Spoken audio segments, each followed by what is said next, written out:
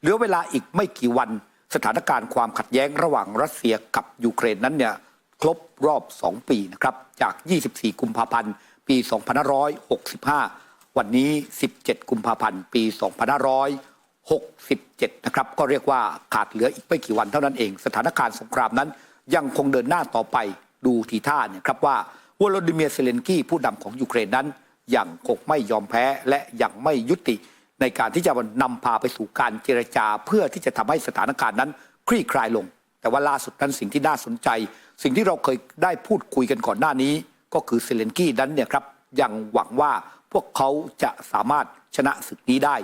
สามารถที่จะหยุดนะครับปฏิบัติการทางทหารของรัสเซียได้เขาได้เปลี่ยนม้ากลางศึกนะครับเปลี่ยนจากทางด้านนายพลเนี่ยครับซาลุสนีมาเป็นทางด้านเซียสกี้ซึ่งต้องบอกว่าการเปลี่ยนม้ากลางศึกครั้งนี้ของทางด้านวโลดิเมียร์ เซเลนสกี้นั้นเป็นการคาดหวังนะครับว่าผู้บัญชาการทหารสูงสุดคนใหม่นั้นจะนำพากองทัพของยูเครนเอาชนะ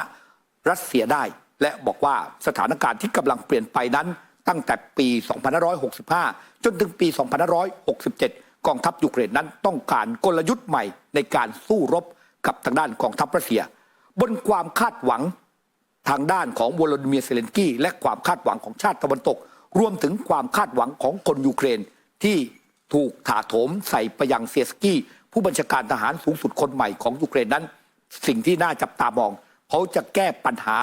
มากมายได้หรือไม่กับปัญหาของกองทัพยูเครนที่กำลังประสบอยู่ณขณะนี้ไม่ว่าจะเป็นเรื่องของการขาดกำลังพลไม่ว่าจะเป็นเรื่องของอาวุธยุทโธปกรณ์ระบบป้องกันรวมถึงการสนับสนุนจากชาติพันธมิตรไม่ว่าจะเป็นสหรัฐอเมริกาไม่ว่าจะเป็นนาโต้ซึ่งตอนนี้ดูเหมือนว่าการสนับสนุนนั้นจะน้อยลงเนี่ยครับก็ต้องมารอดูว่า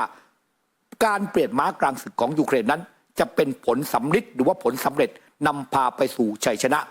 ทางด้านกองทัพรัสเซียได้หรือไม่ซึ่งเรื่องนี้ผมจะพาคุณผู้ชมนั้นเนี่ยค่อยๆไปดูสถานการณ์ว่าเวลานี้เกิดอะไรขึ้นบ้างและจะนำพาไปรู้จักกับทางด้านเซียสกี้ผู้บัญชาการทหารสูงสุดคนใหม่ว่าเขาเป็นใครมาจากไหนทำไมอยู่ๆนั้นเนี่ยขึ้นมาเป็นผู้บัญชาการทหารสูงสุดของยูเครนแทนคนเก่าอย่างวาเลรีซาลุสนีได้การสู้รบที่เกิดขึ้นเนี่ยครับโดยเฉพาะการโต้กลับของกองทัพยูเครนตั้งแต่เมื่อวันที่ 4 มิถุนายน ปี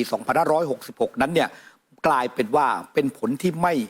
น่าพึงพอใจมากนักนะครับของกองทัพยูเครนที่ไม่สามารถยึดพื้นที่ส่วนใหญ่ที่ทางด้านรัสเซียยึดเอาไว้เนี่ยกลับคืนมาได้เรื่องนี้เองก็เลยกลายเป็นประเด็นร้อนนะครับเมื่อทางด้านวาเลรีซาลุสนีผู้บัญชาการทหารสูงสุดของยูเครนนั้นออกมาพูดนะครับว่าตอนนี้สงครามนั้นถึงทางตันและก็มีคำแนะนำให้วโลดิเมียร์ เซเลนสกี้ผู้นำของยูเครนนั้นเนี่ยได้หาทางลงด้วยการเจรจาเพื่อยุติศึกสงครามกับทางด้านกองทัพรัสเซียแต่ดูเหมือนว่าวโลดิเมียร์ เซเลนสกี้นั้นเนี่ยไม่เห็นด้วยนะครับเซเลนสกี้นั้นก็บอกว่าเป้าหมายคือการมุ่งไปสู่ชัยชนะดังนั้นเนี่ยวาเลรีซาลุสนีก็บอกว่าถ้าจะดำเนินการในการสู้รบต่อสิ่งสำคัญนั่นก็คือการที่จะต้องไปเกณฑ์ทหารเนี่ยเข้ามาเพิ่มเนื่องจากว่าทหารเดิมนั้นบาดเจ็บล้มตายเป็นจำนวนมากก็มีการตั้งเป้าว่าจะต้องเกณฑ์ทหารเพิ่มเนี่ยครับอีกประมาณสัก 500,000 นายเพื่อเข้ามาประจำการทดแทนกองกำลังทหารที่สูญเสียไปในสมรภูมิรบในช่วงเวลาที่ผ่านมาความขัดแย้งระหว่างทางด้านวาเลรีซาลุสนีกับทางด้านวโลดิเมียร์ เซเลนสกี้นั้นดูเหมือนว่ายิ่งขมึงเกลียวมากขึ้นเมื่อมีข่าวกันออกมาว่ามีเจ้าหน้าที่ทางทหารของเพนทากอนหรือว่าสหรัฐอเมริกาหลายคนนั้นเนี่ยสนับสนุนวาเลรีซาลุสนีนะครับในการที่จะปฏิรูปกองทัพและปฏิรูปการเมืองภายในประเทศพูดง่ายๆก็คือสนับสนุนให้วาเลรีซาลุสนีนั้นเนี่ยก่อรัฐประหารโค่นล้มอำนาจของทางด้านวโลดิเมียร์ เซเลนสกี้นั่นแหละครับข่าวนี้ก็เริ่มดังขึ้นเรื่อยๆจนกระทั่งเนี่ยครับมีข่าวกันออกมาว่าทางด้านในส่วนของผู้นำยูเครนนั้นต้องการปลดวาเลรีซาลุสนีออกจากตำแหน่งผู้นำทางทหารเนี่ยครับแต่ว่าข่าวนี้ก็ถูกไปตั้งคำถามกับทางด้านผู้นำยูเครนท้ายที่สุดเนี่ยผู้นำยูเครนนั้นยอมรับนะครับว่าเขามีแผนในการที่จะโยกย้ายและปรับเปลี่ยนตำแหน่งสำคัญในส่วนของรัฐบาลเขาเนี่ยมากมายและไม่ปฏิเสธถึงการปลดทางด้านผู้บัญชาการทหารสูงสุด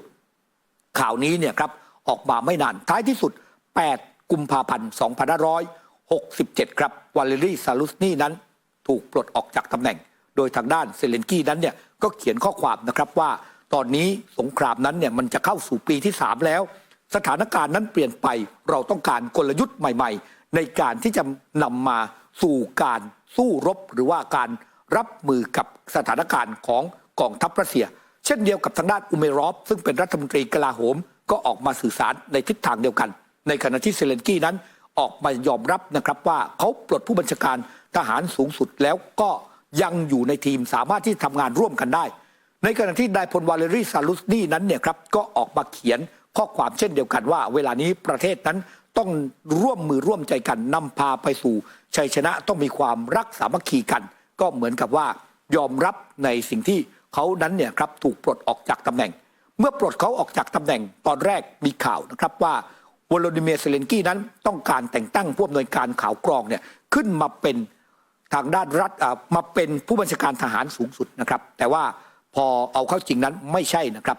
ทางด้านนายพลเซียสกี้นะครับอเล็กซานเดอร์เซียสกี้กลายเป็นคนที่ถูกเลือกขึ้นมาดำรงตำแหน่งเป็นผู้บัญชาการทหารสูงสุดถ้าย้อนกลับไปเมื่อสักครู่เนี่ยจะเห็นชัดนะครับหน้าตาของผู้บัญชาการทหารสูงสุดคนใหม่ของกองทัพยูเครนซึ่งเนี่ยฮะคุณผู้ชมคนที่อยู่ด้านขวามือของหน้าจอคนนี้แหละครับคุณผู้ชมครับเป็นคนที่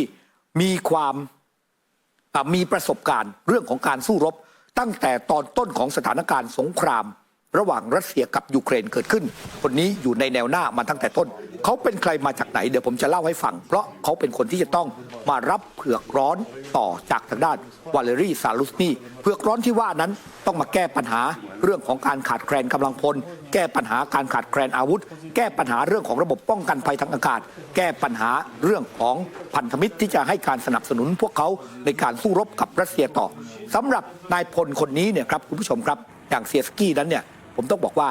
เขาเป็นคนรัสเซียไม่ใช่เป็นคนยูเครนแต่กำเนิดนะนายพลคนนี้บ้านเกิดนั้นอยู่ห่างจากกรุงมอสโกไปทางตอนเหนือประมาณ130กิโลเมตรด้วยกันตอนที่เขาเรียนหนังสือนั้นเรียนอยู่ที่รัสเซียนะครับเข้าโรงเรียนเตรียมทหารในช่วงแรกนั้นก็เรียนโรงเรียนเตรียมทหารในประเทศรัสเซียเรียกว่าพื้นเพเดิมนั้นเนี่ยเป็นคนรัสเซียเสียด้วยซ้ำนะครับคือเกิดรัสเซียอยู่รัสเซียพ่อแม่เป็นคนรัสเซียเรียนทหารก็เรียนในรัสเซียแต่หลังจากที่สหภาพโซเวียตนั้นเนี่ยครับเกิดปัญหาขึ้นมานะครับพวกเขาอพยพไปอยู่ที่ยูเครนเพื่ออาจจะมองว่าอนาคตของตัวเองนั้นเนี่ยนะครับน่าจะดีกว่าในการที่จะอยู่ที่รัสเซียนั่นเองนะครับก็เลยไป